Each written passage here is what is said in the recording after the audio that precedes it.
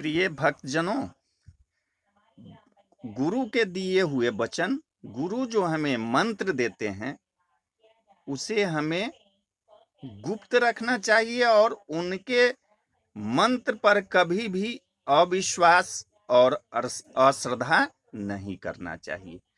बिनु सतसंग न हरि कथा, आते ही बिनु मोह न भागा, मोह गए बिनु राम पद, होई न दृढ़ अनुराग।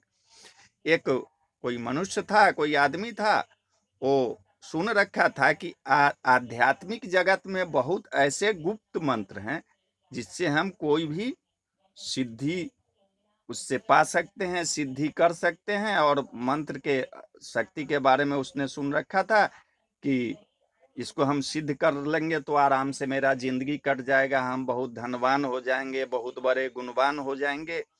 तो उनके मन में विचार आया कि हमको भी गुप्त मंत्र की दीक्षा लेनी चाहिए। तो गुप्त मंत्र की दीक्षा लेने वे इधर उधर भटकने लगे संत की तलाश में।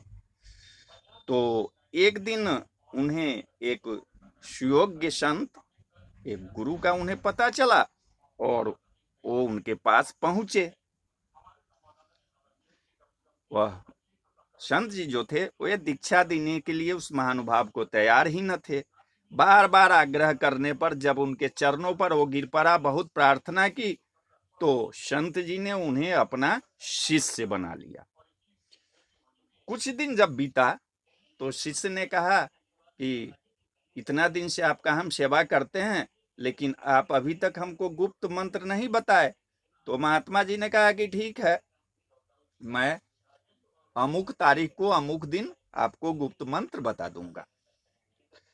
जब नियत दिन आया तो महात्मा जी ने एक पंचाक्षरी मंत्र ओम नमः शिवाय की दीक्षा उन्हें दी और आदेश कर दिया, उनको कह दिया कि इस मंत्र को आप गुप्त रखना, यह अलभ्य मंत्र और को मालूम नहीं है, तू इसका जाप निष्ठा पूर्वक करना, इससे तुम्हें बहुत सिद्धियां प्राप्त होगी। शिष्य जो था गुरु के कहे अनुसार उस मंत्र को जाप करने लगा। एक दिन वो कहीं जा रहा था तो देखा कि कुछ लोग नदी में स्नान कर रहे हैं और स्नान करके जोर जोर से ओम नमः शिवाय पंचाक्षरी मंत्र पढ़ के चिल्ला रहे हैं। शिष्य को संदेह हुआ कि इसे तो सारे लोग जानते हैं, तो ये इसमें गुप्त बात क्या है। इसी सोच में वह आगे नगर में जब पहुंचा तो देखा कि कितने ही दीवारों पर ओम नमः शिवाय यानी कि पंचाक्षरी मंत्र लिखा हुआ है। वह और आगे चला तो एक पुस्तक के दुकान पर गया, वहां धार्मिक पुस्तक बिक रही थी, तो वहां पर भी किताब के ऊपर ही ओम नमः शिवाय लिखा हुआ था, यानी कि पंचाक्षरी मंत्र लिखा हुआ था। अब शिष्य को संदेह होने लगा। वह सोचने लगा कि यह मामूली सा मंत्र गुरुजी हमें दिए, इसको तो सब लोग जानते हैं, इसको तो हर एक लोग जानते हैं, तो इन्होंने गुप्त मंत्र तो मुझे कुछ दिया नहीं, तो इस मंत्र का हम जाप नहीं करेंगे, ये तो मामूली है, गुरुजी हमको बहका दी है, भला इससे क्या लाभ हो सकता है। इन संदेहों के साथ बहुत बिगड़ के क्रोध पूर्वक आके गुरुजी के पास पहुंचा और क्रोध में कहने लगा कि आपने इतना दिन मुझे व्यर्थ में ही उलझा रखा है और एक मामूली मंत्र को आप गुप्त एवं रहस्यपूर्ण हमको आपने बताया कि है, इसको किसी को नहीं कहना है, तो जहां जहां गए सब जगह लिखा हुआ है। गुरुजी जो थे वो बहुत बड़े उदार और क्षमाशील थे।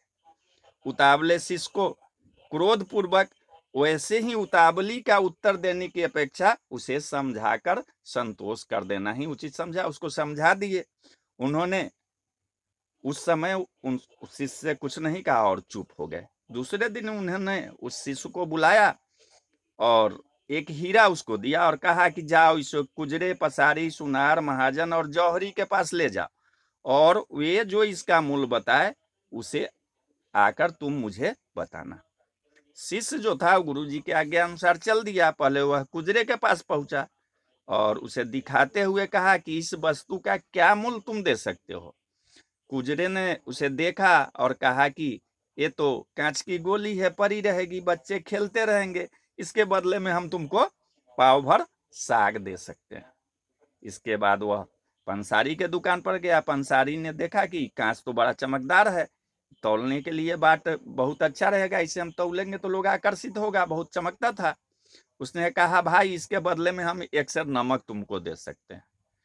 वो शिष्य जो था वो फिर आगे बढ़ा और एक सुनार के पास पहुंचा।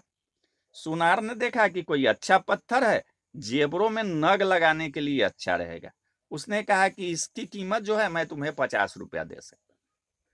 इसके बाद वह महाजन के यहाँ पहुंचा। महाजन पहचान गया कि पत्थर साधारण नहीं है, तो हीरा है। तब भी उसने अपनी बुद्धि के अनुसार उसका मूल्य 1000 रुपया लगा दिया। अंत में शिष्य जब जौहरी के पास पहुंचा तो जौहरी ने उसे 1 लाख रुपया दाम लगाया। इन सब के उत्तर लेकर वह गुरुजी के पास पुनः वापस आया और जिसने जो कीमत लगाई थी उन्होंने अपने गुरु महाराज को सुनाया। गुरु ने कहा कि यही तुम्हारे संदेहों का उत्तर है। एक वस्तु को देखा तो सबने, पर मूल्य अपनी बुद्धि के अनुसार आका। मंत्र आपको साधारण मालूम पड़ता है, उसे सब कोई जानते हैं, पर उसका असली मूल्य जान लेना सबके लिए संभव नहीं है। जो उसके गुप्त तत्व को जान लेता है वही अपनी श्रद्धा के अनुसार उस मंत्र का लाभ उठा सकता है। यथार्थ में मंत्रानुष्ठान और आध्यात्मिक क्रियाओं को स्थूल दृष्टि से देखा जाए तो वैसे ही मामूली और तुच्छ प्रतीत होती है जैसी कि कुजरे को वह कांच की गोली प्रतीत हुई थी। किंतु श्रद्धा और निष्ठा के द्वारा जिसने अपना मन जौहरी बना लिया उसके लिए वह साधनाएं बड़ा महत्व रखती है और इच्छा अनुसार फल देती है। सारा महत्व श्रद्धा और विश्वास से है। बिनु विश्वास भगति नहीं, तेहि बिनु द्रवहु न राम, राम बिना सुख सपने हुआ जीवन ल विश्राम। इसलिए श्रद्धा और विश्वास तो रखना ही पड़ेगा। विश्वास के साथ की गई एक छोटी सी क्रिया भी विचित्र फल दिखाती है, किंतु अविश्वास और अश्रद्धा के साथ किया हुआ अश्वमेध यज्ञ भी निष्फल है। यही गुप्त साधनाओं का रहस्य है। तो बोलिए हर हर महादेव, हर हर महादेव, जय श्री महाकाल।